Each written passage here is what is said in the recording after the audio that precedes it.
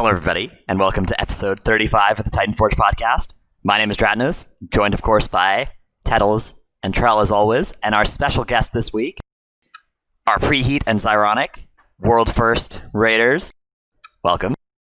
Thank you. Thanks for having us. Yeah.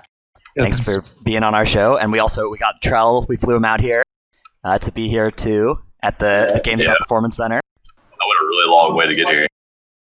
Yeah, how far? Oh, man. I actually live in Dallas. This is wonderful for me to just be able to swing by. Yeah, dude. Texas is great. I love this state. So we are coming off of Limit's world first for North America in 8 years. And today we're going to talk about the whole process of winning that, going from where Limit started to here, and all of those things. Tettles, you looked apprehensively at me. I did not mean to look apprehensively at you. I didn't mean to look at you at all, honestly.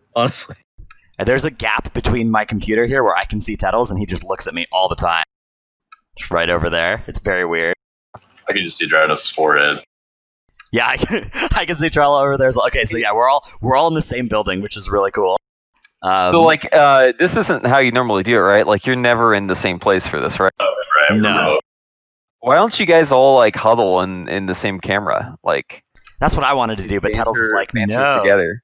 Oh, he needs his personal space. Okay. Yeah. I can respect that. But they don't fuck with the microphone, but I don't know. Yeah, maybe. I mean, you could just have, this really, fancy mic that you all speak into. Like a trio. Yeah, we could have done something if we had planned really far ahead with wireless headsets and one camera. That'd be cool sometime. Yeah, that's the move. As long as we're careful about not talking at the same time, we should be okay on this setup. But if we talk at the same time, we'll hear each other on each other's phones, and that'll be bad. Anyways, let's advance with our show. So we're going to start by talking about Limit, the history of Limit, starting the guild to where, when you guys joined it, to where it is today. We'll talk about all the raids between when it started and now. Then we'll talk about the race in Ny'alotha itself, all the things that happened there. And we'll talk about the bosses to whatever extent, there's anything interesting that you guys want to talk about those. Talk about the win, and then we'll talk about the process of moving forward from here, how much we think the race to World First has changed fundamentally after all the things that were done differently this time. And that will be our show. But first, Sweet. We have some very special patrons to thank over at patreon.com/Titanforge, allowing us to make our show every week except for last week when we didn't make a show. Ahar of US Proudmore, Paul of US Proudmore, King of Skills, VTech XD, Rock, Zuko, Ja, Uncle Please Invite, Khalifa D. Pog, Drunk Swede from Legion of Lemmings, Argent Dawn EU, Mrs. Tettles, Actually Tootsie, Heltari, Ishiyu, Blue of Emerald Dream, Chromed, Seraphicus, Trekkie, The Marsh Hare, Regulus, Never Nude, and Grizzjam. Thanks so much. Okay, so we are into part 1, Limit as a guild. So I guess Preheat, when did you join up with Limit? I've been in Limit since it formed, so day 1. So what was that process like of forming the guild? So I wasn't directly involved in forming the guild, but I was one of the people who was in on the know. Basically, what had happened is all of us had kind of played a game together, a little game. Some of you may have heard of it called WildStar. It was, the big WoW killer at the time, one of many. So we all queued up. We played WildStar. Just Wait was in there. We had a couple other Method people. It was kind of a hodgepodge of who's who in the raiding community. We had, all the guys from WWA, Duality, Midwinter, Blood Legion, Method. I mean, it was it was kind of a cool experience. We ended up joining up with a guild called Enigma and getting some of the world firsts in that game. It was really fun, great experience. And the main thing that we took away from it was we had these relationships that we built, right? So all these players knew each other. We were all good players and we knew all the other good players. And we thought, hey, you know what? What if we just did this in WoW? We already all get along. We know each other. What if we did it there instead? So that was kind of the big idea that Max and Truefire and the other officers at the time, Brazuka, were kind of the architects for, right? And then we kind of start feeling our options out, talking to people kind of privately, like, hey, what if you left your guild and joined our new theoretical? And that's how we formed. And the original intent was just to be like super casual, raid like 2 days a week, and still get like top 20. That was like all we wanted to do. And there was like a coalition at the time that was like, we will never do anything more than this. We only want to do this, nothing more, because we don't want to ever go for world first. That was like all the old Blood Legion guys. They were like, we don't want to do world first. They're all like, we want to go to the retirement home, right? Like, obviously over time that changed, right? Because people got cycled in, new people always want to do more, right? It's like the young, ambitious types that want to do more. So, yeah, you guys did exactly what they didn't want to do. You got world first. Yep, we did. Yeah, that's right. So over time, as the roster changed and people, got I guess upgraded in a way, and our roster got better and better. It was just eventual. I think that we would eventually do as well as we did. Right? Like you can't just keep getting better and just not see that manifest itself in some way. Or Zara, how about you? When did you join up with Limit? I think I'm going to go with if Preheat was a day 1 guy, I was essentially a day 2 guy. When Blood Legion died, I actually applied to Midwinter. I was planning on going to that guild. But Limit, in their very first raid, they needed more people because they didn't have 20 people in the guild at the time. So they asked me to go do their very first farm raid with them, and ended up just sticking around after that. So this was Blackrock Foundry Farm? Yep. Yeah. Yeah, okay. Then we burst into Hellfire Citadel, and you guys got US first in that one, right? Yeah.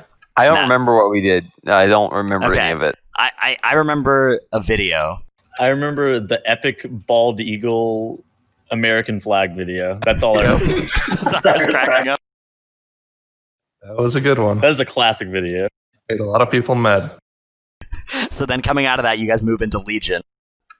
What was the thought process in Legion? Were you guys still trying to be 2 days a week, or was that when it started ramping up? So Legion's funny. Let me tell you a funny story about Legion. So imagine this, right? The expansion is about to drop, right? And everyone's ready. We have these big, ambitious plans to do more in Legion. We're gonna increase our hours. We're gonna do a little bit better. We're gonna really shoot for like that top 5, right? And our leadership is really solid. We're really happy with all of our members. And then 30 minutes before servers go live, our GM quits. Who was the GM at the time? Truefire was our GM. Okay, thanks. So he, bless his heart, he was, starting a relationship, and he was kind of lost in the sauce. So he was dipping out to go, do real life things. The problem was that we didn't know about this until 30 minutes before the expansion dropped. So Limit as it is right now, like, could have just died at that moment very easily. Truefire passed GM to Jet Jaguar, who was obviously casting our event. He's the OG, right? So yeah, Jet over there, as you can see on camera. GM was passed to Jet, and you know what? We still did really well in Legion despite the rocky start. So yeah, so you guys managed to get through there. There was no you weren't really trying for world first at any point in Legion, though, right? It was like top 5, US first, were kind of the ballpark. Yeah, I'd say really our strategy in Legion was just to play when we wanted to play and see what we could get out of it. There was never like a unified push to go for world first. It was just, let's see how good we are during the hours we went. What ended up coming of like that whole ban scenario in Tumas Argaris? Like that must have been pretty rough, getting banned over and over again. TOS, yeah, TOS and TOS was very Monka-esque, you could say. It was so basically going into TOS, let's just say that back then things were a little different in the World of Warcraft. The World of Warcraft wasn't quite what it is now. I think every guild at the time was breaking the rules in ways that would be completely not acceptable nowadays. Method was blatantly account sharing on stream. So were we, but to a lesser extent. We really did it like only one tier, but I mean, it still, like, everyone got beamed for it, and we all learned our lesson, so we moved on. But that wasn't even, really what we got hit for. It was for real life money stuff. We were doing runs, we were piling characters, we were making bukus of money. It was great. We were really just stacking the deck, dude. Hashtag stack the deck. Fun times. Yeah, money was flowing. Everything was great. And then the party ended very abruptly, and everyone got banned. And you know what? It wasn't sustainable, I guess. You know, sometimes you learn from your mistakes, and you learn quick. And that was definitely one of those learning experiences for us. So, I mean, it has to be hard, like especially if you want to commit to raiding as many hours as you guys are. It's like, how do you make this sustainable long term money wise? Like, I definitely get how it happens. Yeah, I mean, think about it, right? You're dedicating so much of your time, right? Like, how do you do that without some sort of way to sustain it financially? Now, how we do it now is obviously different, right? Like, we still make money from this. It's just now we do it through like a more ethical means. You know what I mean? But at the time, it was just, oh, dude, we can play this guy's dude, bring him in, and make a bunch of money. Hell yeah, let's get it, dude. So it was, man, that was good times, dude. If you could take what we have now and that together, I mean, this would be like a dream. But you know, a little bit less of the Wild West though these days. Yeah, it's a little less Wild West, and it's probably for the best. But yeah, man, sometimes I think about those old days, and that was good. Good times, pay rent, bro. I feel it. At least the new sponsor is really awesome. I'm really impressed walking in here. Yeah, complexity is just amazing. Like everything that we could have hoped for in a sponsor and in the partner, it's just, yeah. I mean, it's crazy, man. We're still getting food. I mean, we got hot food right now. Help yourselves. Right, just go walk down the hall, man. Yeah. We have tacos today. Like, there's a taco station to construct your own taco. THD, his answer to that station was to just take a bowl and put taco meat into it and just eat that with a spoon. That was it. That was his move. Yeah, taco station. Dude. This guy over here. Let's There he is. Power move. Also on top of that, Xyronic has his cup. I too have the hot chocolate from the Supreme hot chocolate machine over there. Same, yeah. It had like small, medium, large size, all digital. It had strength of chocolate choice, like small. You gotta max it out. Low, medium, or strong chocolate. You always go with the strong chocolate. That one, I've never clicked any button other than that. The first hot chocolate I made, right. I hit start before I locked in my options. That was a mistake. That was a throw. You got to look through those options and pick the good ones. Yeah, that's right. You always go maximum chocolate, maximum coffee, and maximum size of the beverage. Yep, maximum out. That's the move.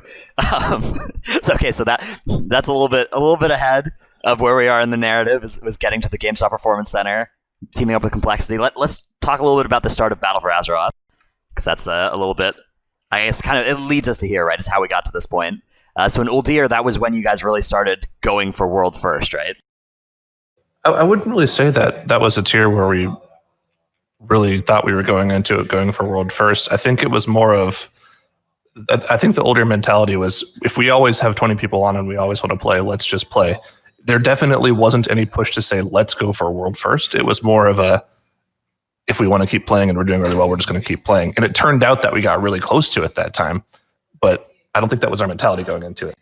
Yes, that was the one where you guys went, you were ahead until Zool, then you lost, like the Method took the lead on Zool, and then you guys took the lead back on Mithrax and got to Cahoon first, and we had that big wave of hype. Then Tuesday rolled around and you guys chose to extend the lockout, and there's a lot of controversy surrounding that decision. A lot of Twitch chat not happy about that one. If you guys could go back in time, would you change that one, or you stick by it? I'll answer this one. I think it was the right decision at the time, based on what we knew.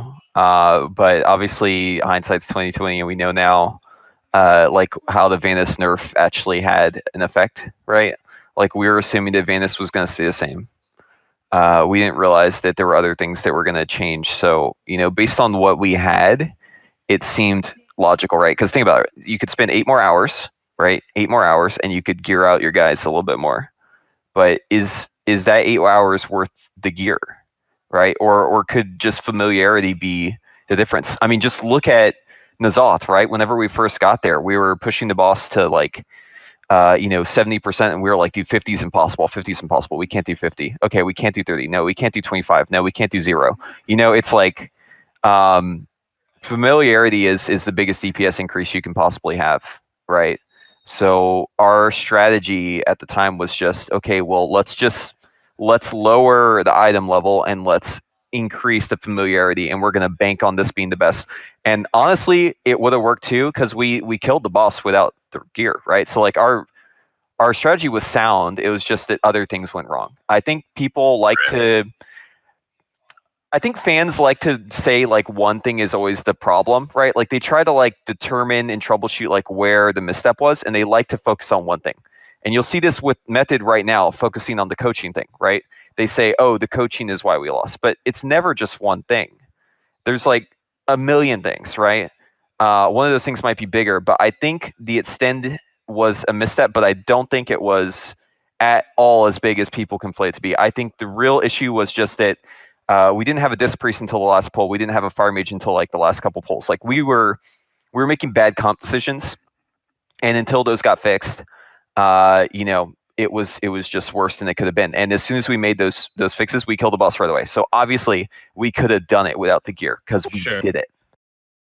Okay, so after coming that close on Cahoon, did that change the guild philosophy going forward into Battle of Xyroloth, or were you still on the we'll raid whenever we want and see what happens train? You got to take these. I wasn't there. Okay. I mean, I was kind of there. I kind of went casual at that point, but yeah, I mean, so it was, the best way to put it is it was like an eye-opening experience, right? Because like you see like how well you can do, and you're like, wait a second, like we could just go all in, right? Like there's a certain point where you're playing and you're thinking to yourself like, what would it take for us to try and go for world first? Like what would need to happen here for us to go all the way from now on? And like that tier, we'd already kind of committed to it, right?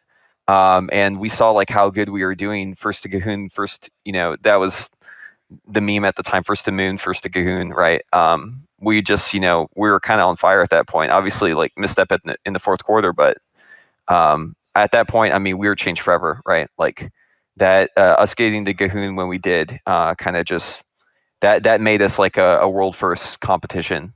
Like people had to take us seriously after that. So yeah, it had to have been a good moment to just like realize the talent of your guild and be like, we could really do this, right? Is that just like a collective moment for the guild? Yeah, I think everyone kind of rallied, right? Like we were, people were psyched. And even after that tier, obviously we had some things that we had to figure out. Like we were very new to it, right? And we made a lot of mistakes, but it was something where we took all those as a learning experience, and we changed the things that we need to change. And moving forward, I think we've done nothing but improve. But the mentality of the guild has never been the same since then, and that's for the best, obviously. Do you think that you cycled a lot of raiders out because of the change in mentality of wanting to push for world first? Because obviously the roster has changed a significant amount since old. Yeah, so like the cause and effect is weird, right? Like I don't know what the cause, like what came first, right? The chicken or the egg. It's one of those kind of things. Like I don't know if it was the fact that we lost those members that allowed us to change the guild culture to want to go for world first, or if it was the people who are really hungry for world first that pushed out the old people, right? But regardless, the bottom line is that the makeup, the chemical transition of the guild went from a guild that just was fine with being, a top 20, top 5 guild. It changed very quickly to a let's get world first guild. Xyro, you were kind of in and out of the guild at this time, right? You hopped between a couple places. What was the atmosphere changing like for you? Was that something that you wanted to be in the guild one way or the other? How did that go? After a little year, I just kind of realized, or had it explained to me that what I wanted to do and what the guild wanted to do were kind of a different thing. The culture fit wasn't that great for me, so I ended up bowing out for a while there. And then once some people changed around, I ended up rejoining for Eternal Palace. But I mean, yeah, I ended up hanging out in Future, ridden with friends for a while, taking it easy, and then when I got the opportunity to go back for World First, I mean, that was all it took. I wanted to help NA get a World First. I mean, that's the only reason you got that MDI job is because you were raiding in Future. Everybody knows that. Yeah, everyone knows that's the only reason that happened. You see, like Nerf said in chat, did Xyro join Future just so he could become an MDI? No, I mean, realistically, and this is the absolute truth, I had already been in talks with people at Blizzard for months before I joined Future, so obviously it might have helped a little bit, but it definitely wasn't the primary reason. Zyra trying to keep those the future secret under the table for as long as possible. Okay, so We know the truth, Twitch chat. So we came out of Uldir. Gahoon was really close. Jaina was a little bit less close, right? That one was one where the kind of the strategy and the thought process you guys had was that it was just not going to be killable week one, and then Method killed it week one. So did that cause you to have to like reevaluate anything in the guild? Let's just say that, yeah, Jaina was a misstep of mathematics, I think is the best way to put it. It was just, there was a certain strat that could have been used, and we did the math on it, and our math was bad. And we determined that we couldn't do it. So we changed, after that, we changed like who does our math. And ever since then, it's been on point. But yeah, that whole tier, I don't like to, yeah, it's not a good time. Yeah, I mean, this is something that you go through, right? Whenever you're trying to figure out your place in the economy of what guilds are doing what, and whenever you try to go for world first, there's a lot of things you have to learn. You can't just be like, oh, hey, you know what, my 2-day guild, we're going for world first, baby, let's get it. Like, there's a big learning curve, by the way. Even if you're like a top 5 guild, even if you're a top 3 guild, there's a big learning curve to go for that top slot. And unless you've done it multiple times, you're going to make every single mistake you can make. And it's going to be really bad, and you're going to have a lot of really embarrassing things that happen, like doing the math wrong or like extending and becoming a meme, right? It's just going to happen, and then you learn from those mistakes and you get better. Then you get world first. That's how it works. Yeah, streaming was also something that was kind of interesting. You know, in Uldir and BOD, we had method streaming, and you guys were not streaming. Of course, there's a lot more disadvantages that come with streaming if you're the first guild on stuff. Was that the reason to not start the stream at that point? Yeah, I mean, it's not even debatable, right? If you're streaming and your content comes out sooner, you're at a disadvantage 100% from streaming. Like, you're just giving everyone your strats. You're showing everyone the exact path you should take. You're, you know, even if we're as efficient as we can be, which I think this tier we were as efficient as we could have been in like those first couple bosses, we're still, you know, every guild that follows us should be more efficient than us because we had to field it out, right? It's like one of those situations where you're trying to figure out what path you should take, and there's landmines, right? And we're going to step on every landmine, and everyone else who follows can already see where the craters are, and they can just avoid those. But then going into Eternal Palace, you guys decided, all right, we can stream this. Do you guys just think we can be good enough to make this work regardless, or was there the benefits of streaming that kind of outweighed the drawbacks? Yeah, you got to weigh the pros and cons, and we kind of just banked on the fact that if we do streaming, we can keep some of the players that we want to keep. We can recruit players who maybe want to go for this, but they, you know, streaming has to be on the table for them. And we can make money. We can make the money work for people who, like myself, have a real job or not real. I shouldn't say real job. That's kind of discrediting what we were doing here. But a wagey job, I guess, is the best way to put it. I'm a wagey. Like the wagies, like myself, right? Like without people like Complexity, without, you know, the World First Race, without Twitch, like it'd be really hard for me to justify what I'm doing in my life right now. You know what I mean? So like there are definitely people who are playing that wouldn't be able to play if we didn't stream. Obviously there's cons too, but like we think that the pros outweigh the cons. I have a quick question about post Battle to Zarlord. Do you think that was like a low point for the guild, because that was a pretty public loss, and it felt like Limit was actually the favorite going into that tier somewhat because of how close Uldir was? Yeah, I mean, so like that tier was probably the time in this guild's history that I was the least involved in the guild. I took off that tier pretty much the entire tier, but I still was like in the circle, right? Like I knew what was going on. I knew it wasn't a good situation, but I mean, it's, you know, we came out of it stronger than ever, right? So I would say that the big takeaway from that tier was just it was a huge learning experience for us. Okay, so Eternal Palace Race has a bunch of new things for you guys. You're streaming, and you're also coming from London now. You're waking up in the morning, not in the morning, you're waking up in the afternoon to raid over in American times, raiding through the night, and going to bed at 9 a.m. Zyra, was that a pleasant time? You know, I think I'm the wrong person to ask this because I didn't mind it at all. I actually thought it was very fun. Like the whole experience of raiding in a foreign country and being able to like hang out there with 15 of your dudes, you guys that you hang out with all the time. It was a lot of fun for me.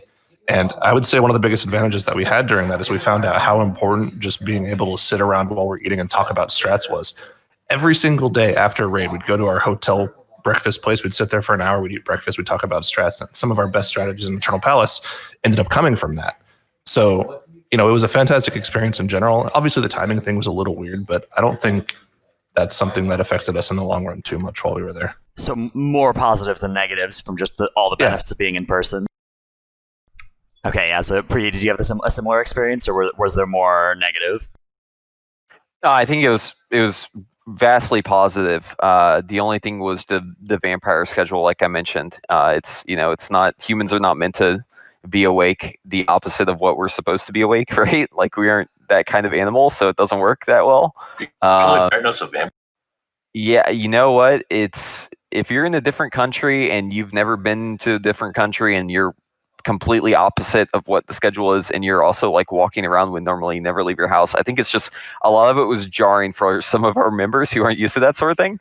And I think that it might have affected our play in some ways, but I think that overall it was, still like everything else, right? We always weigh the pros and cons, and I think the pros outweighed the cons. So that benefit there of like getting your break time also being your strategy discussion time, being synced up with all your friends, that was kind of the big things that you took to the next level with Ny'alotha, right? The partnership with Complexity got us this venue, the GameStop Performance Center, where you've got these like classrooms where you a spaceship. Yeah, this is a remarkable place. How much did going to here help you in this race?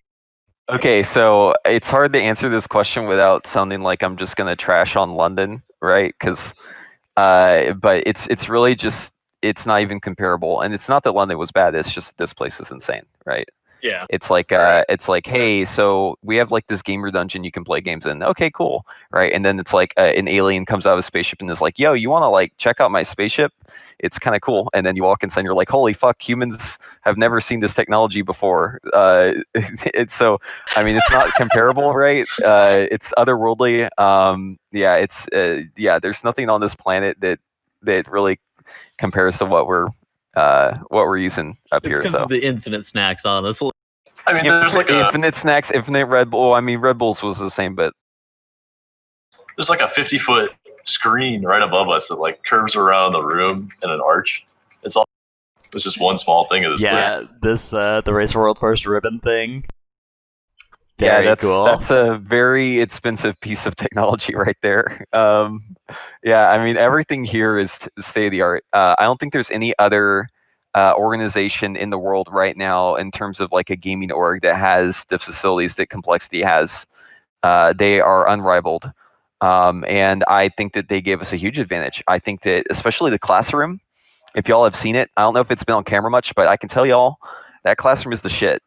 Basically, it's like this big ass touchscreen, and they've got it programmed. They took the time to like set up all the areas so that like we could draw and put raid markers. And it's like, dude, they're so thoughtful too. Like, they've really just been like a fantastic partner to work with, and everything they've done for us has been fantastic. I actually thought that you guys weren't going to use that classroom very often, but the fact that you guys used that classroom every single night during dinner was hilarious. Yeah, and there were times when we would like come out of like a discussion or come out of like a raid, and then we'd walk out, and dark hair Max would look at us and say classroom, and it's like, okay, we're going to the classroom, I guess, guys. Let's go check out what they want to. Oh yeah, awesome. Sorry, teacher. I'll go to the class.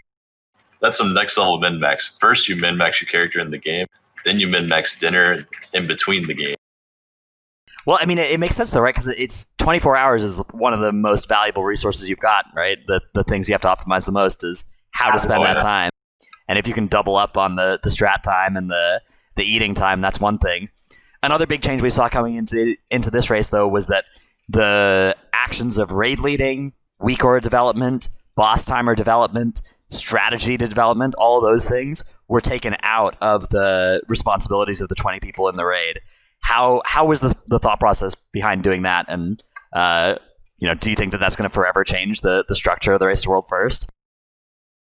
I mean, yeah, absolutely. I mean, we've already had clips from Scripe over our method saying, I mean, after this raid, he's not going to play anymore. He's just going to full-time coach. I mean, the choice of having people make your weak auras and boss timers for you is such a huge time saver, because the person who did that for us before was Siori. And if we ever wanted to update timers mid-progress, we had to say, okay, 10-minute break, let him update the timer. Now, mid-poll, Mystical, the guy who runs DBM, will be on our Discord saying, hey guys, I have updated timers from that new longest poll you guys did. Put them in before the next poll. And it's just, it's so useful to have people outside the raid doing that, saving time, so that we can do, you know, kind of those crazy polls where we just keep going and keep going, which is what we're kind of known for. I mean, it's so useful to have them on the sideline the entire time. It definitely felt like you guys kind of hit the rhythm of, like, you have just a bunch of different partners that are able to allow you guys to just do what you guys are best at, which is raiding. Like, of course, you had Bubba Dub and Tags, like, on the sideline helping with strategy, Mystical and Relo helping with boss mods and weak auras, and then like the whole entire complexity staff helping with just accommodations and everything else that you could possibly need. So it felt like it was just like one of those things that everything kind of hit at once, and it was, once you have all the facilities in place, you guys kind of flourished as a guild. Here's the thing. We've never been good at weak auras. We've never been good at timers. We've never had the infrastructure. We've always been just really, really good players and good leadership. And all we did was we decided, you know what was the most efficient way for us to get this going? That's what we need to do moving forward. And in a way, it's like all of the weights are off, right? The training weights are off, and we're at our full potential, right? And it's not that crazy of an idea. Like, people are saying, oh, you changed the game, you broke the meta. Dude, this is the logical conclusion of all of this. Like, how could you not see this coming? Obviously, this is how every other program works this way, right? Like, you have a coach, you have, you know, people who are working on strat on the side. Like, this is literally how competitive things are done. All we did was just took what, you know, people have been doing for years in other games and other industries, you know, even like professional sports. We just, you know, learned from that. We took those strategies, we adapted it for World of Warcraft. I mean, it's not anything crazy or big brain in a way. I think it's being a little bit conflated to like bigger than it is, you know. But Preheat, the Limit Island Tools weak aura that you made was flawless. Yeah, Yeah. it was lit. Yeah, I didn't make that, but I stole it, and I You said should I still made it. propagate that you made it. Yeah, it's lit, but it's complexity limit island tool. So It's funny that Clit is not okay. when he mentioned that we've never been good at weak auras, it reminds me of that time in Nighthold when Tags, who you mentioned, used to make our weak auras. And I don't know how he managed to do it, but he made a weak aura for Grand Magistrix Elisand, and he had me test it. And we pulled the boss. My game crashed. And when I logged back into the game, the weak aura was gone. Oh no! Don't know what happened. it had a Also self-destruct disband the feature. guild.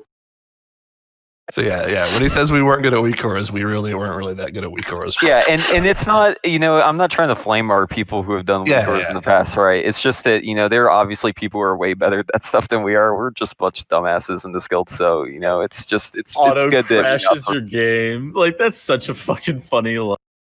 Okay, on the topic of all being dumbasses, how has the guild like banter and mid-raid communication always been this way? Of just like you guys just clowning around on every single pull? It has always been this way from the start.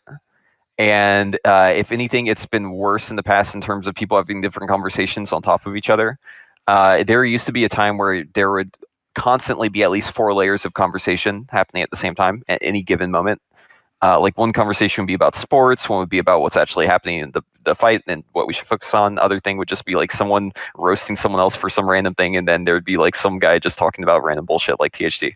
So like it would just be like, you know, it was impossible to keep focus in a way. But I think we've gotten better about that. But yeah, our banter is that's just us, man. That's 100% us. I mean, I remember the first time we ever streamed comms and farm, and like the predominant thing that we got from chat was, how do you guys know what's going on in Mumble right now? Because yeah, there were just 4 conversations going on at the same time.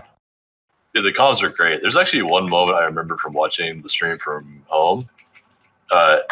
They were like, let's go to comms. Let's listen to what Mac's saying right now. And as soon as they swapped over, Max was like, who's the biggest idiot on this poll who we can put in this other group, right? And they were talking about Xyronic because he happened to die that poll. It's just so funny, like the moment they tuned in. Yes, who's the stupidest idiot on our team right now that we can They send to called the it in the Psychus realm? guild full of clowns. Yeah. Who's the biggest idiot in this guild full of clowns? Obviously, it wasn't serious, but it was funny. Yeah, we have fun. I mean, it's, we like to have a good time. That's the thing about us, right? Like, yeah, we obviously are competitive. We want to get that world first, but our motivation has always been to have a good time.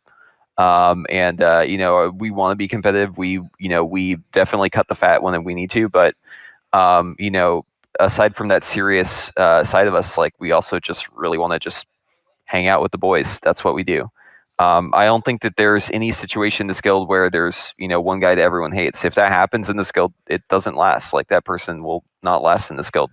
We're all just like really friendly and everyone gets along. And I know that sounds cliche, but that's just kind of how it has to be if you're going to spend this many hours with each other.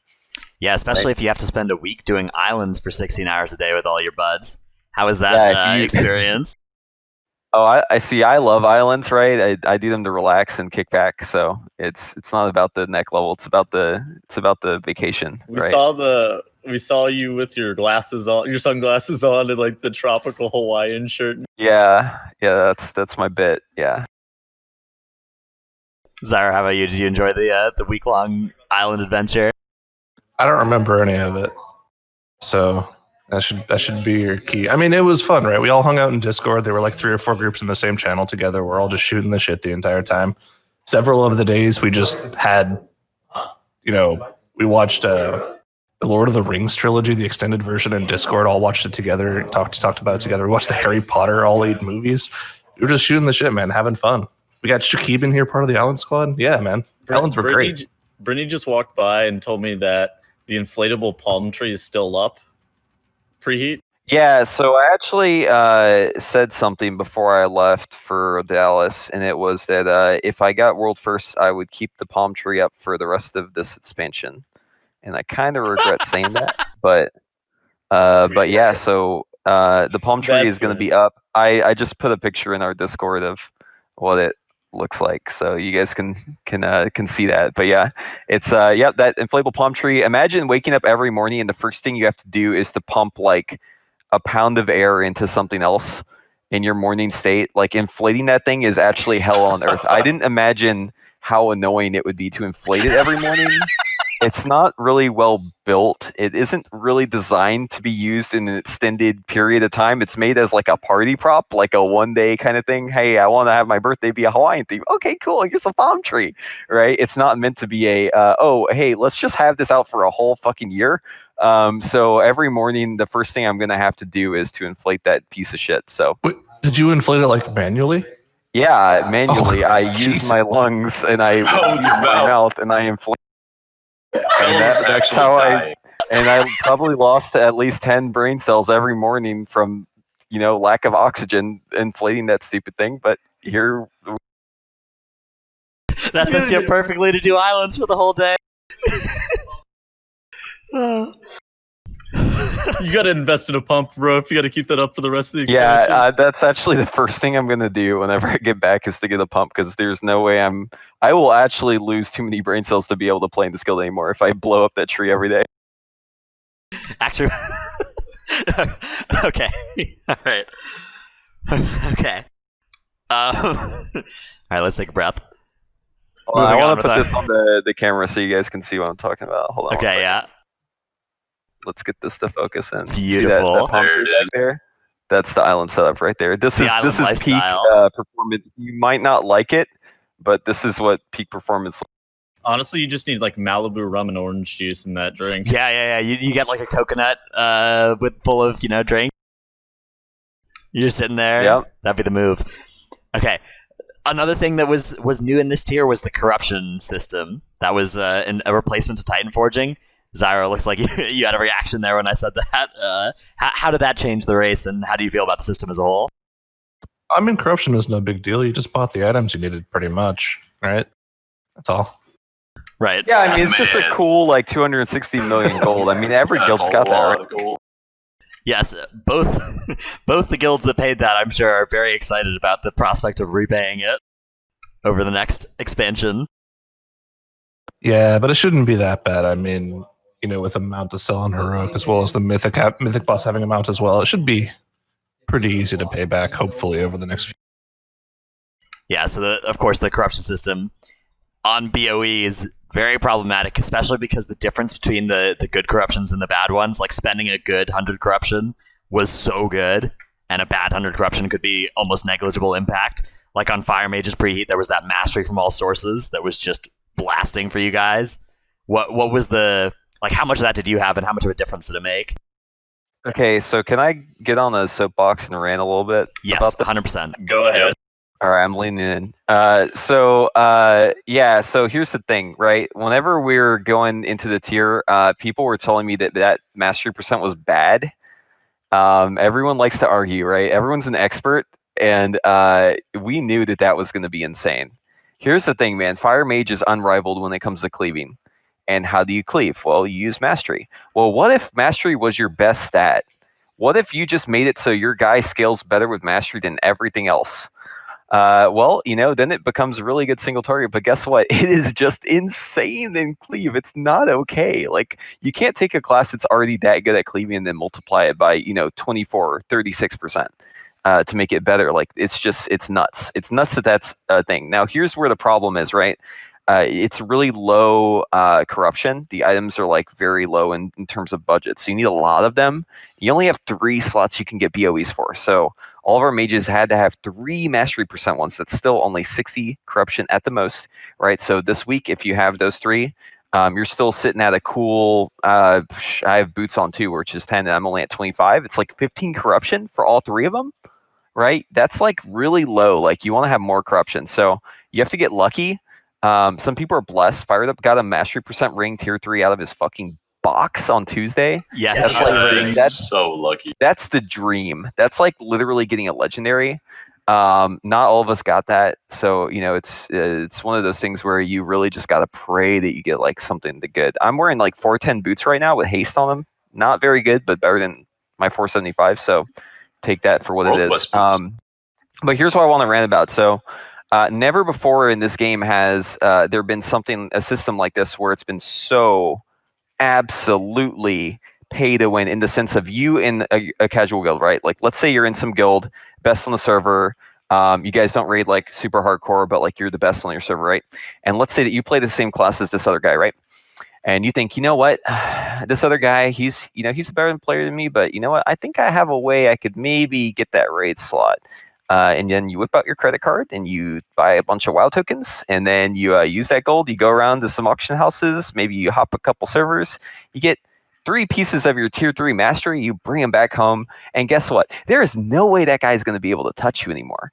That's kind of problematic to me. I don't like that. I mean, for us, it's like, I would never say that it's failing for us, because obviously all the top guilds are doing exactly what we're doing, right? So like, that's no longer like even an argument. If you make that argument, you're stupid. But for the average player though, that is a very real argument, right? Like, if you're competing with someone else and you have these pieces of gear, especially the low budget ones that are insane, like Gushing Wounds, the haste percent, mastery percent. If you've got multiple pieces of this and the people who are playing in your guild don't have those, there's just no way they're ever going to be able to touch you.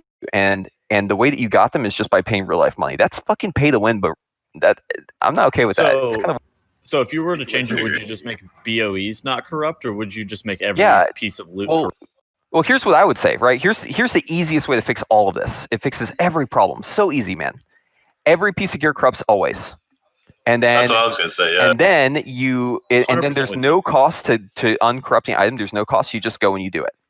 Okay? Here's why it's great. You can just always get what you need to get, right? And for everything else, you just cleanse it. Whatever. It's just so much more accessible. It wouldn't have the need to buy millions of gold of BOEs just to like guarantee that one player gets one piece of loot. Yeah. And yes, BOEs would still have corruption, but it would be so much less of a thing, because you would just be like, oh, well, I could just run a couple days of Mythic Plus and get the same thing. It's not obtainable. Like, here's the real problem, right? Think about this in terms of alts for us moving forward in farm, okay? We've got, let's say, THC's mage, okay? THC's mage wants to do the raid, and he comes into the raid on his mage, and guess what? He doesn't have any BOEs, because we aren't buying BOEs for THD, right? Sorry, THC, you ain't getting any of those. That character is going to be a piece of garbage until he gets what he needs. And mastery percent isn't exactly the most common affix to see on a corrupted item. So alts are going to be miserable. If you thought essences were bad, not having near essences on your alts, just wait till you see corruption. You're going to hate it. So yeah, it's a huge problem. I can't believe it's the situation we're in, but we're in it. So I'm right there with you. I think we're all in agreement that every piece of gear should automatically have corruption on it. All right. How do you feel about the tuning of corruption though? Like the amount of damage you gain from it. I think that it's fine the way. So if they do crazy things like this, or legendaries, that's fine. It's just the problem is always the acquisition of the items. That's always what it comes down to. Adding crazy damage effects is awesome. It's fun. It's really cool to make those decisions about, oh, should I go Infinite Stars? Should I go this? Should I go that? Maybe this fight is an Infinite Stars fight, right? Like Ny'alotha, it's a perfect example of really good Infinite Stars fight. That stuff's really cool, and I love it. The problem is always that they misstep on how to get the items in the first place. They're just too focused on making this into a casino and not a game. Yeah, I think it may have something to do with like player retention too, though, right? Like they see that the players will end up playing the game longer if they don't complete out their full BIS list and shit like that, and they'll see that people are willing to play the game longer if they're not like fully maxed out, right? I think that has to be the reason that Titan forging was added. And now corruption. I think corruption is just a more frustrating form of Titan forging, because back when you got a Warforged or Titan Forge piece, it was always better than the base piece. And nowadays, there are bad corruptions. There are corruptions that you never want to see. And it just feels bad to get those when you could have gotten something that would have been better. So I just don't think the system is good in general. I think making guaranteed corruption, like Preheat suggested, would definitely be a step in the right direction, but it's still not better than what Warforging or Titan forging was. Yeah, I think that on the balance, the negatives here are way bigger than the negatives have been before. But I think there are some unique positives to corruption, like the process of actually deciding which corruption items to wear once you have 300 total corruption in your bags and figuring out which 100 to wear. I think is actually really interesting, and there's a different right answer for every boss fight and for different situations. So I love that part of it, but the negatives just so vastly outweigh the positives right now. I mean, it's exactly like Preheat said. It's just acquisition. You're not able to actually budget right now because you just have so few pieces of corruption gear. So you just pray that the first 4 to 5 weeks you just get good corruption, or like Preheat said, you just purchase it. Yeah, whip out the old credit card. That's right. My BOE now, bro. You can do that. Everyone listening to this right now, if you want to get a raid slot guaranteed, go buy your perfect corruptions. It'll cost you a little money, but hey, you will not be sittable anymore. So, if that's what you want to do, I'm telling you, this is one weird trick. Raid leaders hate it. Just go and get all your perfect gear. You're literally There will be a new meme made soon. Okay. So BOEs and stuff aside, all of those kind of, islands, all that stuff that we hate. Well, and Preheat loves the islands, and THG loves the islands. We get to Ny'alotha finally. We start the race. You guys fly in here to this place a day or two in advance, and then the day starts, and you're into the raid. What was the thought process behind choosing the path you guys did through the early bosses? I mean, the first three were obviously the first three, right? Right. Yeah. There's nothing special about those choices. Those were all pretty much one-shot bosses. And then we did what everyone saw us do, where we /targeted the next 6 bosses just to see what their health values were. And we're I think a lot of the choices we made were based off of that. Like Shadhar and Hive Mind, we knew were going to be pretty easy mechanically, and if the health values are low, they should be pretty easy to kill. And then after that, we saw Vexiona and Rodin have somewhat low health, and those were the next 2 after that. So that was pretty much all there was to the. Yeah, you guys rolled up on Zanesh, pulled her, saw the ads had 7.5 million health or whatever, and then just left it, went away from it, because that was very different than on PTR, right? Yeah, what's really funny is that all the bosses' HP changed dramatically, though, as we pulled them the first time. There's some bosses that we just killed in one attempt, but I guarantee you if we had wiped, they would have had a different HP value.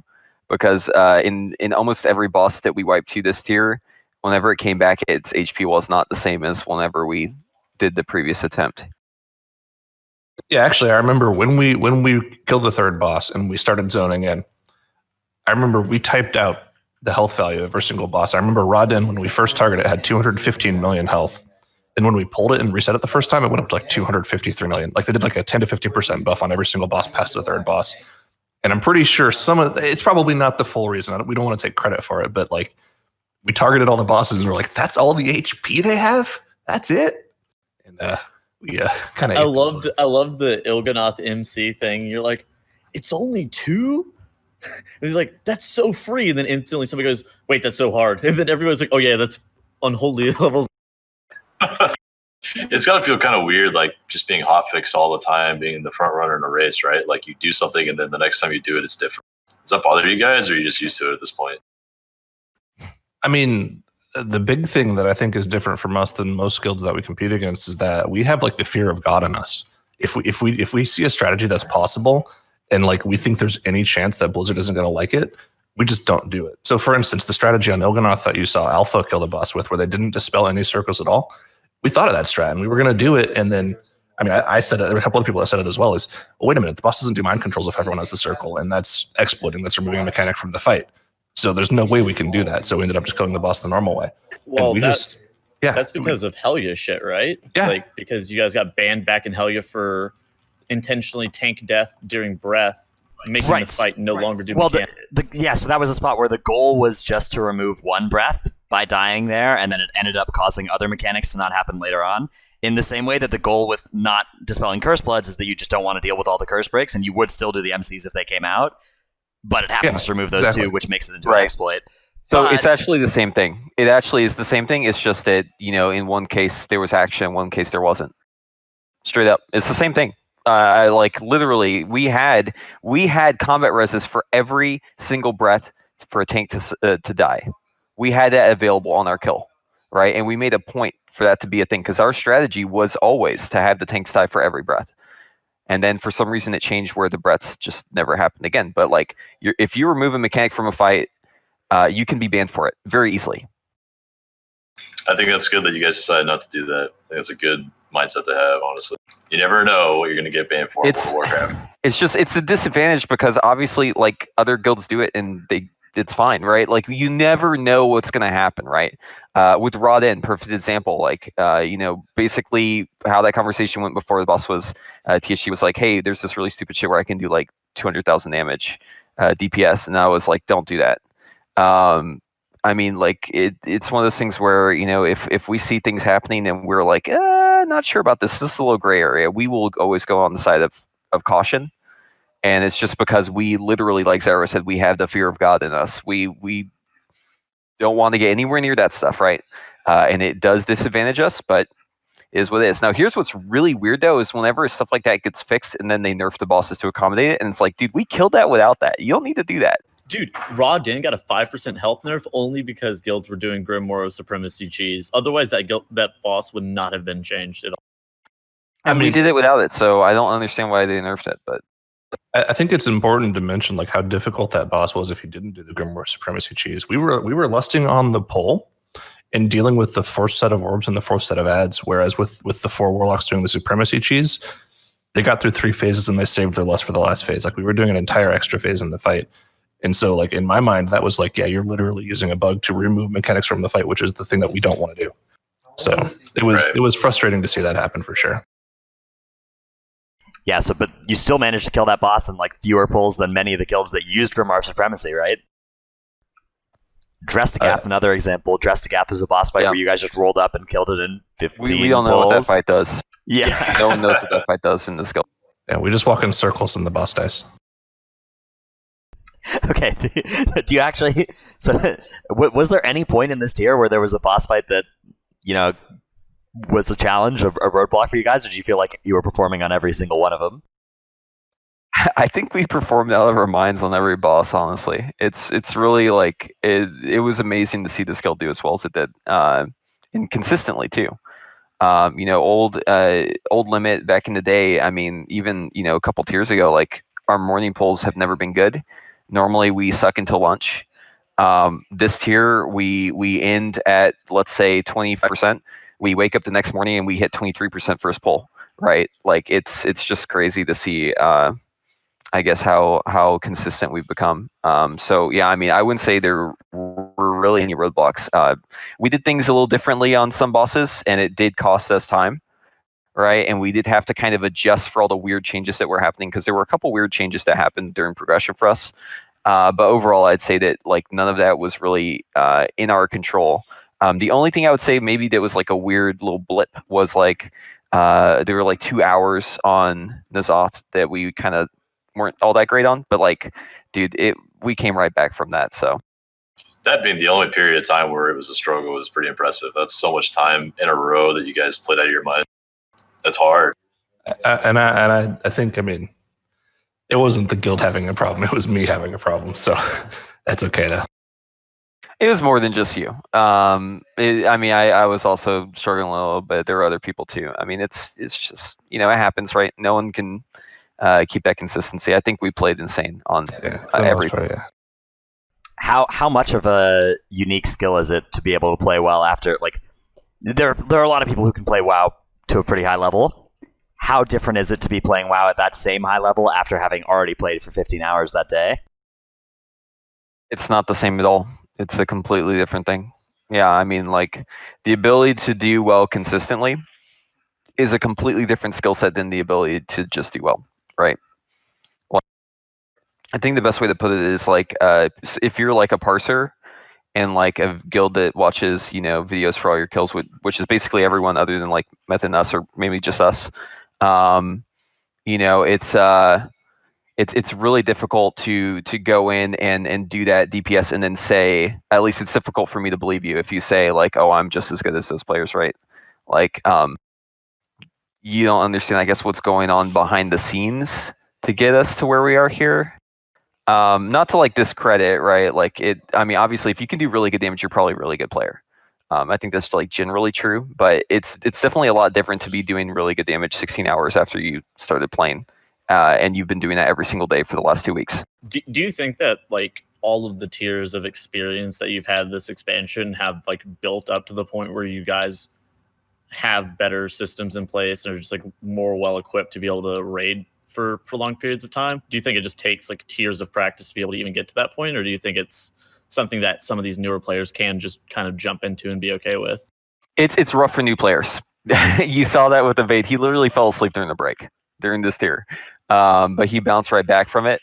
I mean, yeah, Babby's first mythic progression is real as fuck for some of our people. Like the people who haven't done it before, they're in for a fun trip. It's really about building the mental callus, right? It's like if you're trying to learn to play guitar, like your fingers are gonna get real fucked up at first, and then once you build up the callus, it gets easier and easier over time. And just like any sort of marathon, right?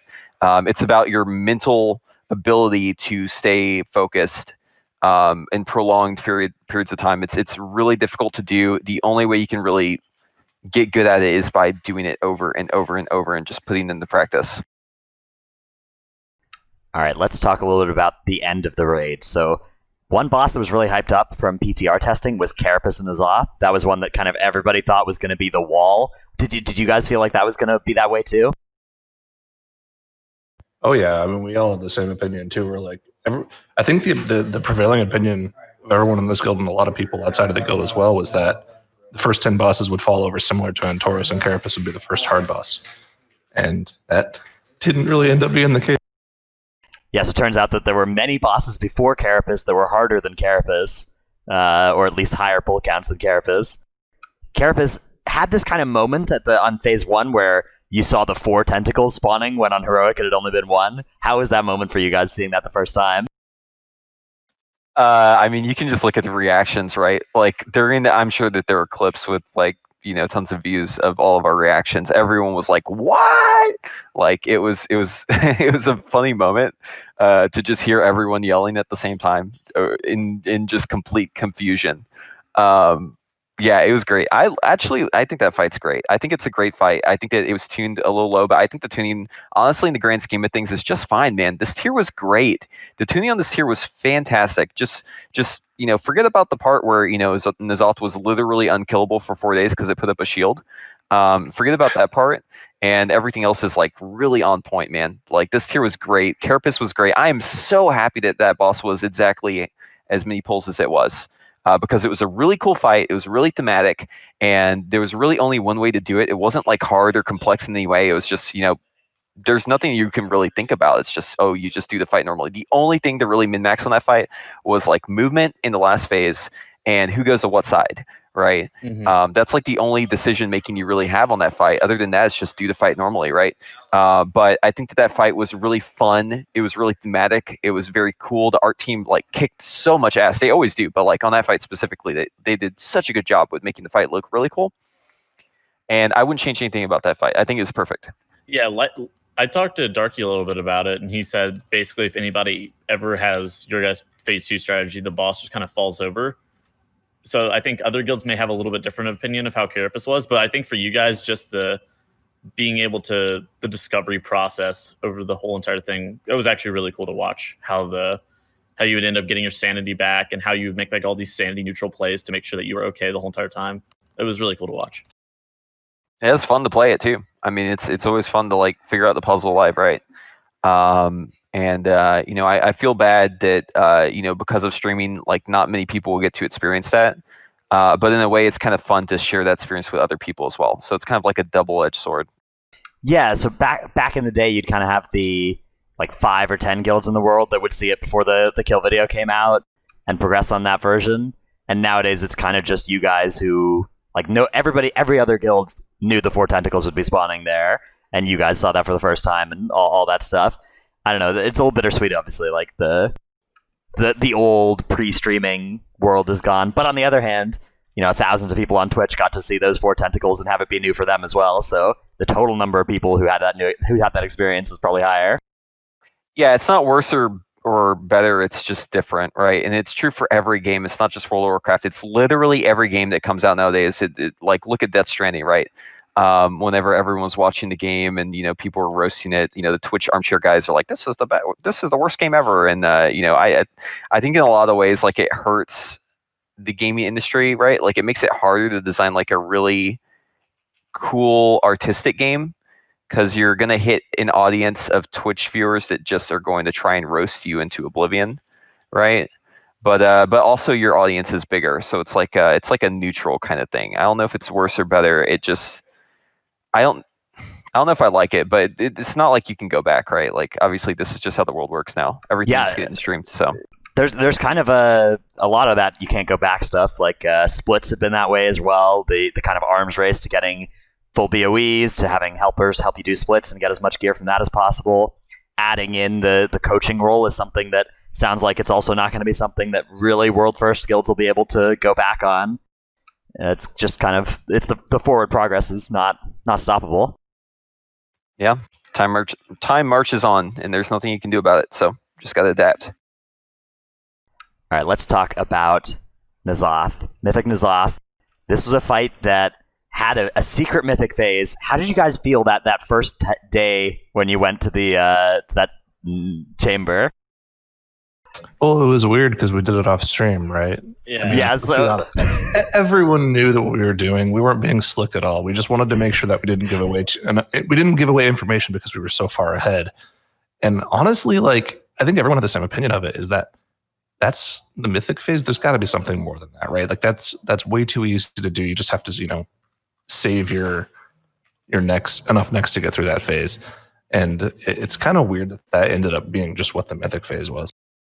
I agree. It had to have been something better than that, right? You go in and kill one tentacle boy, and then you come out and you do the fight like normal. But it could have been a second time, which is what everyone thought at first, where you go in and then it fires the cannon at the boss, and then you have a really cool damage burn phase where you get bonus damage and you can get mind control for even more bonus damage or something. That's what everyone thought it was going to be. Yeah, we wanted to fire the cannon. And the weird thing is it wasn't even a named mob. It was just named Void Spawn Annihilator. And also, the other weird thing was you could just target it when you started the boss. It was there the whole time. It wasn't hidden or anything. So, I mean, it just seemed like it was really Turns out, though, thrown together. The real cannon was the friends you brought along the way. And that nuke on the boss fight was that was the sickest part of this progression. Tettles is giving me a stare for that cannon bit. The at the start of progression, you were like, okay, we think we can get this boss down to 50%. Okay, no, we think we can get it down to 30% to trigger this last phase. Okay, yeah, it's got to be 25%. We think we can get it down to 25% to get this boss to its last phase.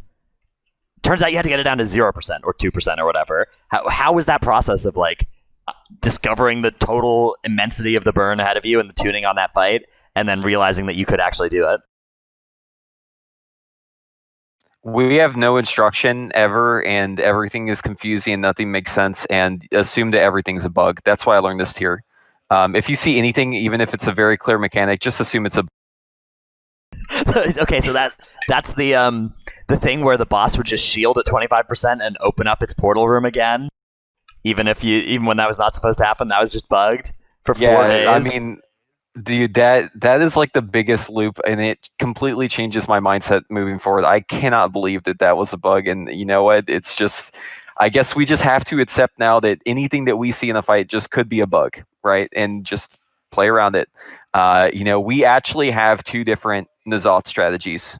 We can do that boss 2 completely different ways, and that's because we were introduced to a complete bait of a phase that ended up not being real.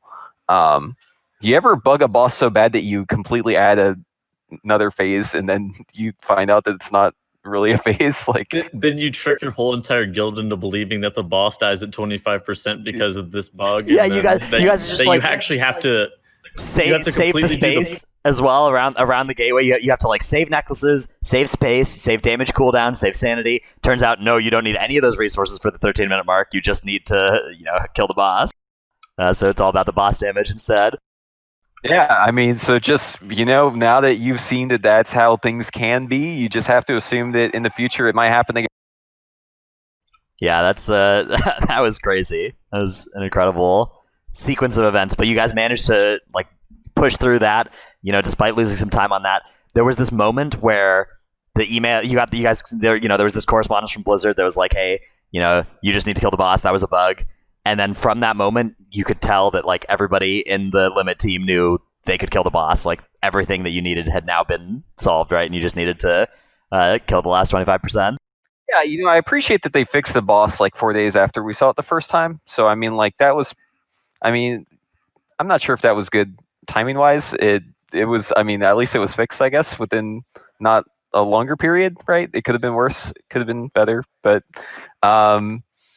Yeah, I mean, you just gotta roll with it, dude. That's you can't expect too much. You just gotta roll with what you get. I was talking to some former Blood Legion guys, and they were saying that this was way worse than like Mists of Pandaria and Cataclysm, where bosses would just go unfixed for like weeks, like a week, and just not, just like also have immunity shields and stuff like that, and just not be functioning. So yeah, I mean, is this really surprising? I might sound like I'm coming off sarcastically when I say I'm glad that they fixed it within 4 days, but I actually am. Like, that's actually better than I think what you would normally expect. So it didn't wall you guys off, even though it just kind of baited the shit out of you.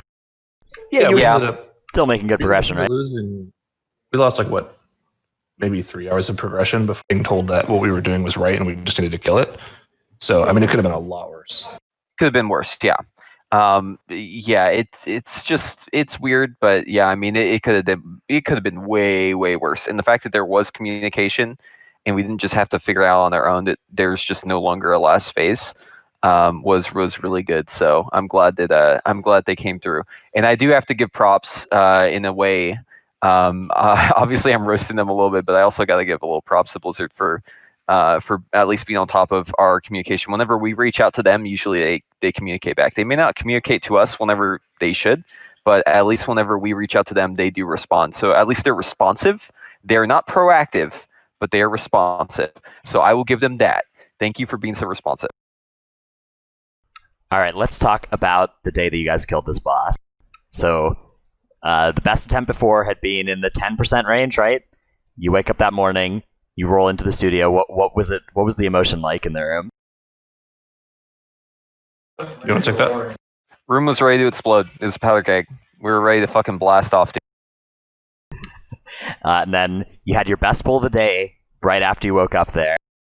And yeah, it was that was insane. It's 9%, just your first pull of the morning. You said you weren't a morning pull guild earlier. You didn't have any good pulls to lunch. What changed this time? So I mean, what changed this time is we're just amped, dude. We got the discipline now, apparently, and you know, I can't put my finger on exactly what changed, but hey, I'm here for it, dude. If you can pull the boss and do better than you did the night before on your first pull the next morning, that's that good shit. If you're not gonna question it, you're just gonna roll with it. That is exactly. I don't feel like you had like a multi-hour segment of just no progression the whole entire tier. Like, Xyronic, how do you feel about that? Like, I would like watch you guys, and sure, you would just like be plateauing in terms of like the level of your progression occasionally, but it would never go down. It would always just continue forward, and it was just like best pull after best pull after best pull, and it was like super weird to watch because guilds functionally don't work like that all the time. I feel like. Yeah, I mean, I think that's just a metric of the guild being a lot better than it was before. And if there's ever a situation where one player is underperforming, there are 10 players on the bench, any of whom could just pick up the slack and, you know, pick up right where they left off. So there's like a huge motivation for the people that are in to make sure that they're playing as good as they possibly can in order to, you know, help out with that. I mean, it's never been like that in the guild before, for sure. We've always had, I mean, every single tier, I think we've had big plateaus in terms of progression time. And like you mentioned, it's just really, really uncanny how that never seemed to happen this tier. It was just the night before we got the kill, but I mean, it was a mix of a couple things, right? So first off, it was the fact that we were all pretty tired. That was probably the most tired we'd been the entire tier was that night before the kill. And also the fact that we had just realized that all the training weights had been dropped, right? Because, oh, there's no extra phase, we just kill the boss, right? And everyone thinks, oh, this is fucking easy. Right. As soon as you have in your head, oh, this is easy, like, dude, that is exactly the opposite. You want to punch through whatever you're doing, right? Like you think that, oh, we have this in the bag. Like, never think that way. That's the worst thing you can do. So I think it was a mix of people kind of having in their head that like this is in the bag, this is going to be so easy. We took it for granted in a way. And plus, people were a little tired. So, you know, you always make little mistakes whenever you're tired. We knew that we were so far ahead that we could just go and sleep and get our full 8 hours and come back and kill it. So we were pretty confident that we could just go hit the hay, reset, and come back. And that's exactly what we did. That was the play, dude. That was the best play.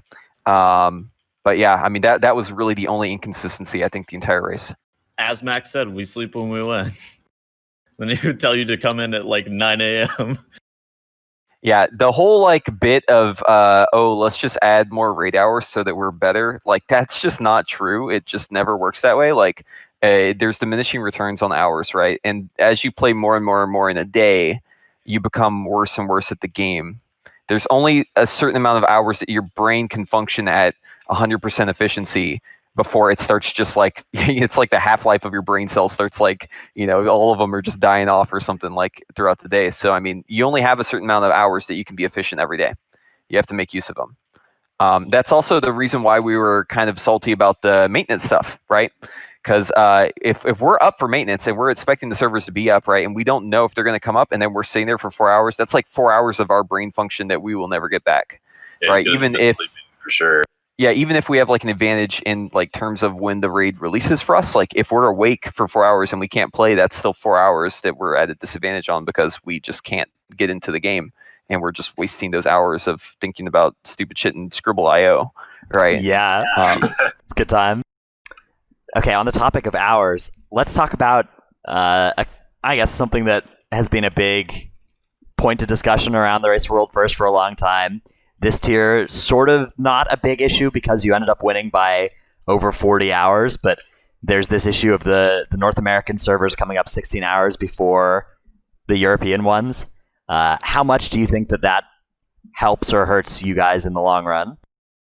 It doesn't. There's no major offset now.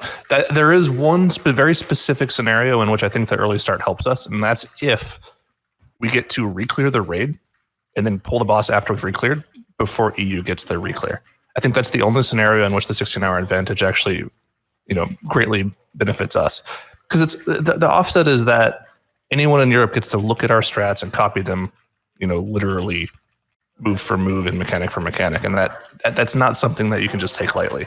So I'm of the opinion that, you know, this tier, if Method killed the boss within 16 hours of us, we still would have won the tier. I don't think anyone in Method would disagree with that. That's been the prevailing wisdom. It's just people who aren't familiar with the race who kind of spout that. I think I don't really see anyone who actually participates in the race believing that sort of thing. Yeah, I mean, here's the thing: we get a 16-hour advantage. We're also the beta testers. There are a lot of things that we see, and it's not always 16 hours even. I mean, this tier it was 13, and then we had additional maintenance. I think the indie number was like 9. There's a lot of downsides. There's, you know what? Honestly, I hate the whole thing because it's a conversation that I just don't like the conversation at all. Like, I wish that it would just release at the same time for everyone, and it would just have like, I would just love for everyone to just shut up about it, because I really don't think we get an advantage from it. And I feel like if anything, it just kind of hurts us, because then there's this separate conversation that people are always trying to have to try and discredit what we do. Oh yeah, they're definitely trying to not legitimize your success, which is like the weirdest possible. Yeah, and I just wish it would all come out at the same time. That way, just the conversation would be completely moot. So I think that would be. Yeah, I think the global release would be just the best for all cases. Even if the playing field's already level, it would be nice to not have to worry to deal with all the commentary around that. And so yeah, that's great news. Although of course this time around, it didn't end up mattering, right? This tier was a 40-hour win, the most dominant performance that you guys have ever put out in a raid tier, right? Just incredible power across the board. Well, FT said that he just wished you guys won by 1 hour so he could watch the world burn. Yeah, I mean, yeah, like I think there would have been a lot more drama if that had happened. Like I said, I hate it. I hate all of it. Please make it stop, Blizzard. You have the power to stop this, and you're not doing it. So please. Just imagine Twitter if that happened. Oh my. Yeah. If you guys don't follow much on Twitter, there's a lot of drama between the Race for World stuff. Race for World first between Limit and Method usually. A lot of it actually very tame, but there are usually some funny bits.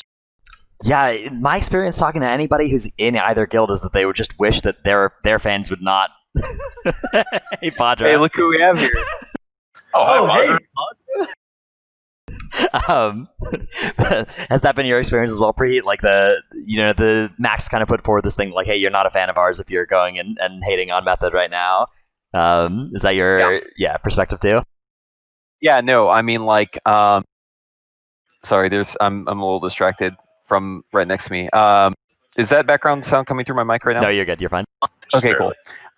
Yeah, no, so I mean, definitely don't be toxic, and don't shit on another guild that's really good just because you think it makes us feel happy or like you, because we don't like you if you do that. I'm just letting you know, like, if you do that, you're not cool. And stay away from me. You're probably fucking cringe if you do that. So don't do that. Here's the thing, man. Any player in that guild or in our guild is like way better than anyone you play with. So just don't be cringe and say things like this person sucks because they die a lot. Like, you don't understand that. I don't know. It's one of those things where, like, I really wish that that there was a way that we could mitigate that in some way as a guild.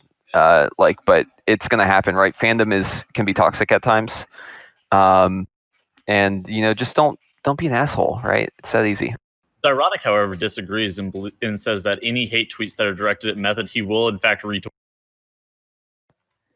I don't think he said that. No, I don't think I said that at all. Xyronic has used shield block. Like here's the thing, man. Like, every person in Limit, like, will go to bat for, and if you should talk them in chat because you think it like makes you feel good, you're we're all gonna roast you. We're all gonna come for you with our pitchforks, and obviously Method isn't our same org, but like they play at the same level we do, right? So just assume that they're as at like equal or or greater. So I mean, yeah. Back to backseat rating or like armchair rating. It's just it's fun, and I like it actually. I like it in some ways. It's kind of fun to like have a fandom that's like really over the top and like will go to bat for you for anything. Like it's kind of cool to be around crazy people sometimes. I don't know if you guys have experienced this in your real life, but like people who are like just way over the top, that can be kind of fun. I'm down for it sometimes. Sometimes it's fun to just like be around really crazy people. But people that are way over the top. Yeah, like like this guy. Yeah. Anyways, no, No, I mean, like, in all fairness, though, like, it's fun to have a little banter. It's fun that, chat can be really funny in some ways. It's just, some people take it too far. And I think really the root of that problem is people who are, like, not necessarily as socially intelligent as they think they are. Let me also explicitly state that thing about Xyronic was a joke. Yeah. Obviously. Just so it's out there, he's not. I could clip that out of context. That's all right, though. I've dealt with that in the past. All right. I think that's most of the main parts that we have here for today's show. Got a couple of fun kind of questions going on now at the end. Let's start with Xyronic. Xyronic, if you were a developer at World of Warcraft for one day and you could make one change to the game, what is there anything that jumps to mind as like the biggest thing to improve for you? Bring back mob class design. That's a good call. Yeah. That's it. Preheat, how about you? Well, I would have said account-bound essences, but now that I have them all, and I don't plan to make an all, I'm going to go with the selfish option and say make all gear corrupt, and let me remove the corruption myself. That was a good idea. I like that one a lot. Let's talk a little bit about Max as a coach. Are you guys going to plan to run that back? Is that something that you're ever like the coaching? Is there any more roles you're going to split out from your 20 raiders? Is there anything that somebody in the raid was doing that you found that you can now pull out to somebody outside the raid?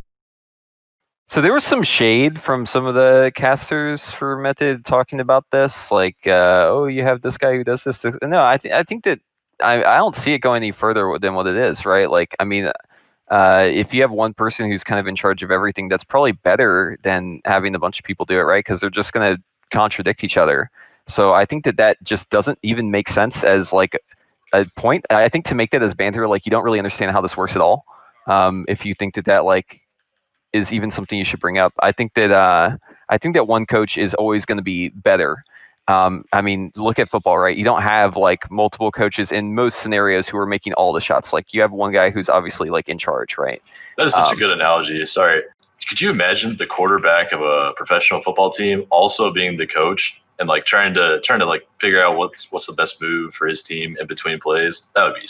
Yeah, I mean, I'm sure at some point it was like that, and then they realized, hey, this is dumb. We should move that to someone else, right?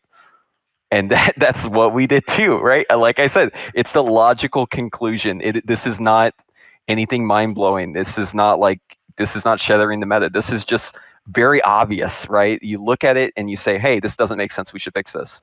And I think that we just stick exactly with what we have. I think it worked really well, and we continue to do it again.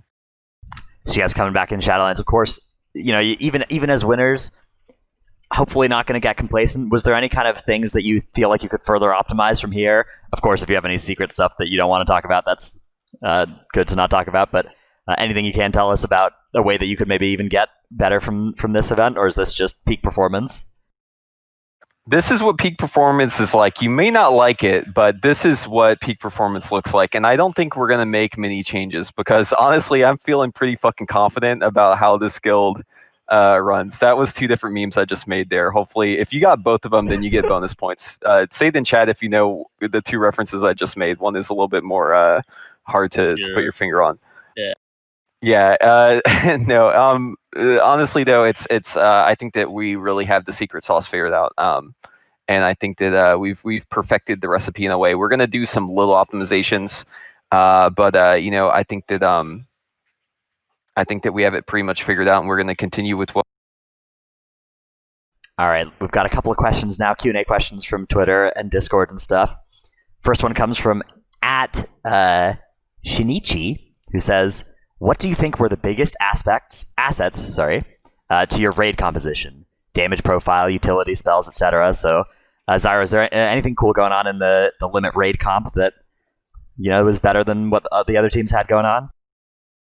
I touched on this a little bit before, but I think something that's really we do that people might not know is we tend to spread out the roles a lot. Like we have a lot of people in this guild that can play mage. We have a lot of people, especially I think our cloth ranger is something that's really interesting.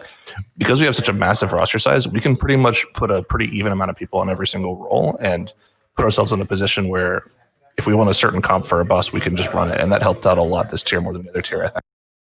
Something that we don't really ever get credit for, and I feel like people maybe aren't missing or are missing out on something that we're doing that I want to showcase and highlight a little bit is just how well we design our comps, and that's mostly done by people like Max, people like Kingfly and Padra, like the and the people that we reach out to. The guild is very much a council in a way, and a lot of people who aren't even officers, you might think that like we're being just run by the officers and the GM, but that's not how limited is, right? Like we have every member is really, really smart and understands this game really well in this guild.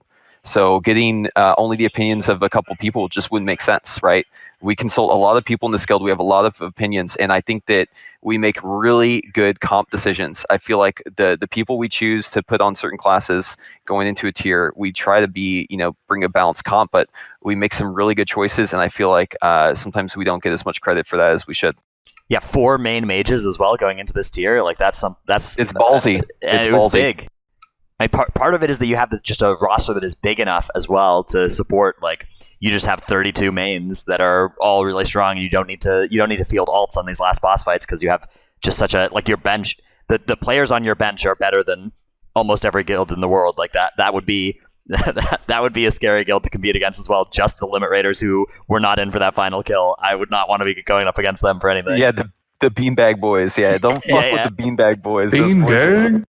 Hey, so someone just asked in chat who is the key mage Eric are fired up, but you forgot Cyrith. So I'm gonna say Cyrith because I haven't seen him in real life, but I know that his mom is always rooting for him, and that's super cute. So I'm gonna definitely go with. Yeah, something that I actually wanted to, I think it's very interesting that a lot of guilds have moved away from like the 23 to 24 man rosters, all of them with like 6 characters, and now you guys are just like blasting with 30 or 31 players that all play 1 or 2 characters. We still have like the 4 or 5 alts. It's just those are just like fodder characters for splits. Yeah. All right, another one here. Okay. Oh, I was just gonna say, yeah, I mean, like, this expansion is also like very not alt friendly, right? So like, it's one of those where you kind of have to have people diversify what they're gonna focus on. No one is getting 80 on 2 characters before progression. If you do that, you need to be put in an asylum. So, yeah, I mean, that's it's one of those things where you just got to put all your eggs in one basket, and you got to figure out what baskets you're going to bring to the raid. There's THD waving from the side. So you said asylum, and now THD. Yeah, there's THD. The most likely candidate to have 2 characters at neck level 80, I'd say, in this building. Let's talk a little bit about Mavie Cakes though on the Resto Shaman. How did you guys end up picking that healer comp? And of course, Mavie playing the Shaman was a bold move, right? Also, I don't know how bold that is because Mavie's kind of always been known for being a really good Resto Shaman, and if there's ever a situation where it's viable, he's the guy that's going to make it really good. I think the only time he was ever off Shaman was for Priest when we were on Il'gynoth, and that was more of just like a damage thing. Shaman seemed like it was really. All right, you guys saw his face on the kill, right? Like how he was screaming, dude. That's like him powering up as soon as he hears he's gonna play Shaman. Like he's just like and just his hair explodes into flames. Yeah, I mean, like that's. I mean, if you're gonna have a Shaman in the raid, that's him, man. So I think that's like the obvious decision. That's that BDG shit. That screaming like you've just been murdered. All of them are just like. Once they kill the boss, I don't think I've ever heard a guild group scream as loud as BDG does. And they are so hype, and I respect the shit out of that. Were you here the other night when they killed Carapace? Yes, I thought it was going to be over for me. I thought we were dead. I thought that something bad was going to happen. Like we were just sitting there on our beanbags, and just all of a sudden, just the small smart cubicle erupts in laughter and cheering and applause. Screaming. Okay, another question here. What do you guys think about people being hung up so much on how well you parse on Warcraft logs now? How relevant is it in a progression setting to parse 99 to 100? Or is mechanical play more important? And how does Limit choose recruits? Okay, so I'm the guy who filters all the recruits on the website, which is not where we recruit from, by the way. But we have that open, because every once in a while you get someone from there. But Yeah, so we have basically like an application spreadsheet that everyone who applies on our website, all their information gets put into it. And okay, so I will say this: when it comes to parsing on Warcraft logs, if you are, a top 1, top 5 all-star for your class, it probably means that you have a chance of being good. It doesn't necessarily mean that you're good, but there's a pretty high chance. It's like a pretty safe bet. So looking at that stuff usually means is usually like a qualifier, right? It's not like what we look at. It's just like it's like a check mark you have to check, right? So if I see someone and they're just insane at everything, usually what that means is that they've got a guild that's allowing them to do certain strategies to pump their damage up, right? Because there's a lot of cheeses that you can do. I think that people focus in general, especially like the more casual audience, focus too much on the parsing thing. But it makes sense, right? Like if your validation isn't from being the best in the world at the game, if your validation is from just looking high on the meters, then obviously that's what you're going to put your stock in, right? Like in this guild, we don't play like that because we are validated by what we do. So it isn't as important for us to be on, the top page of Warcraft logs. That's why we private, and it's not that important for us. But I can get it, man. I used to be there. I used to be all about the parsing, tongue out, as Max says, right? 86K. So I mean, that's just one of those things that I think every good player goes through the phase of trying to be the best they can in parsing on Warcraft logs. Like if you end up becoming a really good player, you probably had a time in your life when you cared about that more than anything else, and it's good. It's good to have that drive. What's really our challenge, I guess, as a guild is to find those people and to like beat that out of them and like reform them. But we're really good at it at this point. We can do that like so well. So yeah, I mean, yeah, apply if you think you have what it takes. I'm telling you, I'm probably gonna be really critical. You'll probably not get in, but it's worth the shot. I mean, a couple people have made it, so. Yeah, And to tack on that just a little bit, I think the biggest thing about this guild is not necessarily the damage, but it's how good you're at doing the damage and also being able to do mechanics, because everyone in our guild can do damage to an extent. It's more about how well you're able to deal with the mechanics on top of that. Oh, absolutely. I mean, Definitely. you wouldn't be in the guild if you can't do damage. Like, you wouldn't even be presented with the opportunity to join the guild if you're not like a skilled player at all. Yeah, pressing the buttons to make the damage meter go big boom boom, that's like the easiest thing in this game, by the way. That's like literally the easiest thing. It's doing everything else plus doing that's actually difficult. So, there's a lot of stock that people put into meters. It's just how it works, right? You have a weird one-sided metric and people can make the number be bigger than other people, and that's what they're going to focus on. All right, thank you so much, Preheat and Xyronic. Congratulations again on securing your world first, bringing it home to America. Thank you, and shout out to Concern Server. I see someone in chat from there. That's just a little group of friends I have. I just want to shout out those guys. Oh yeah, Xyronic, any shout outs from you as well? Oh man, none that I can think of right now. All users of the complexity owns, man. all Shout out to users those guys. Oh yeah. all users Dude. of the Eating Nam Nam weak aura. Shout out from Oh, Xyronic. no. If you use that weak aura, you're a plague. Is that why You are a plague. Is that why you changed your details name to begin this Dratnus eats people meme? Oh no, that had nothing to do with it. That's completely separate. Oh, That's just because I eat people, man. What do you Yeah. mean? Yeah, All right. that's all there is. Yeah, Thanks so shout out to Pop-Tart Corn Dog for for giving us those sick memes. Pop-Tart And, corn dog. and your tank, who is a really good caster. We appreciated him and all the other casters. I think we had really good casters for this event, so I think we did really well. was a I'm ton really of happy fun. with how everything went. All right, that'll be where we end our show. Bye, everybody. later. Bye.